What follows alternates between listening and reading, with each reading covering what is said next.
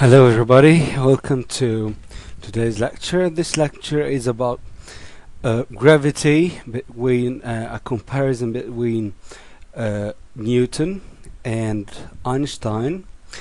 We will discuss first we will discuss Galilean motion, Newton and the laws of motion, mutual gravity. Then we will discuss orbital motion, orbits, orbital velocity, calculating escape velocity, Kepler's laws re-examined, Newton's version of Kepler's third law, astronomy after Newton. Then we will be studying Einstein and relativity, special relativity, the general theory of relativity, and confirmation of the curvature of space and time. Okay, Newton made breakthrough discoveries, and he made mathematics as a tool for understanding physics, as he created lots of laws, and he created calculus that helped understanding motion and many things in physics. And that's postal card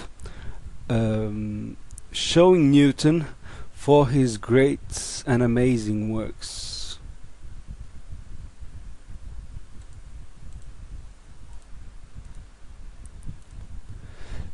Okay, so Isaac Newton, between 1643 to 1727.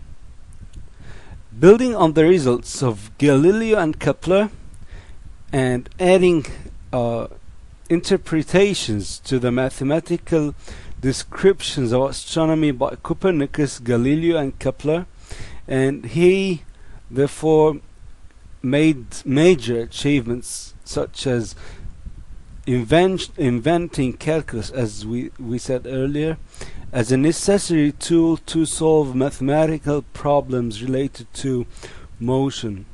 And he discovered the three laws of motion. By the way, Newton is a polymath. He has discoveries in lots of fields. It's not just physics. Okay, so but we're today just scoping and focusing on Newton the physicist. Okay, he discovered the universal law of mutual gravitation. Okay, velocity and acceleration. What's the difference between velocity and acceleration? Velocity is delta s, displacement, by delta t. So the velocity is the change of distance with time, according to time, while acceleration is the change of velocity with respect to time. So as you see, when a person throws something from top of a place, the velocity will start at a velocity, for example, 9.8 meters per second at second number 1, but then after 2 seconds it will be 19.6 meter per second. So there is a change in velocity. It's not the same velocity.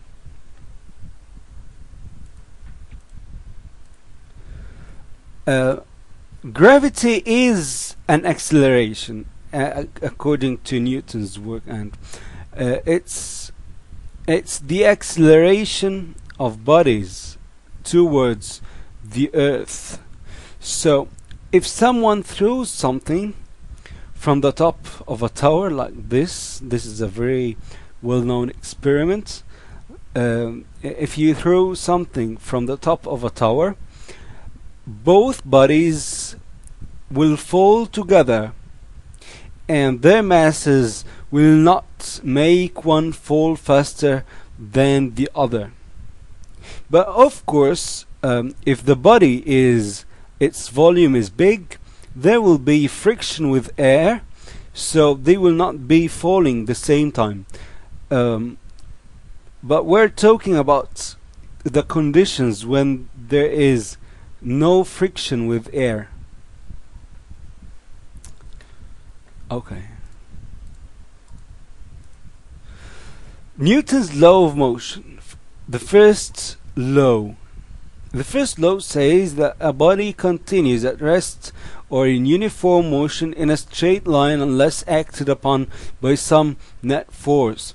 So, if you throw something in space, it will keep moving in a straight line. It won't stop or change direction unless something acts with a force on this body to stop it, or change its direction, or decelerate it.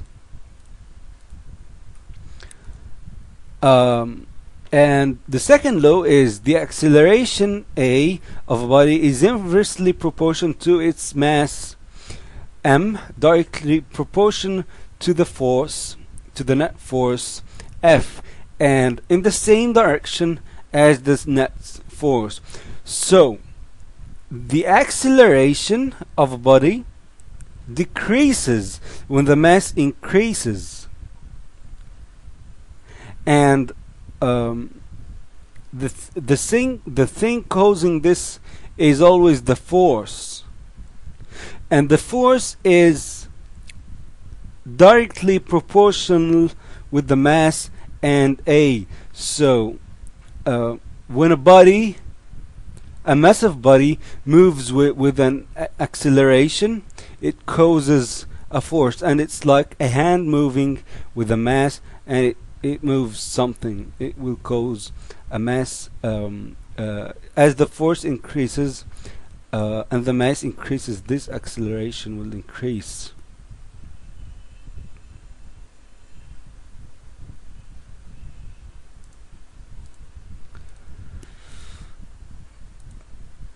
As for Newton's third law, to every action there is an equal reaction, opposite, equal in magnitude and opposite in direction.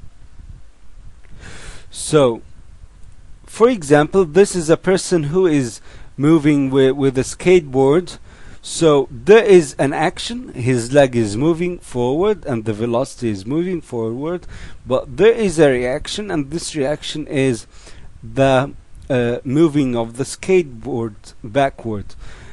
And to understand this, for every action there is a reaction. Like when you stand on a chair, you are doing a force action on that chair downward with the direction of the gravity. So this chair is acting with an opposite force in the direction and the same magnitude of your action. That's why the chair can hold you. But if your force was more than the resistance or the force of this, the opposite force of this chair will be broken. Okay.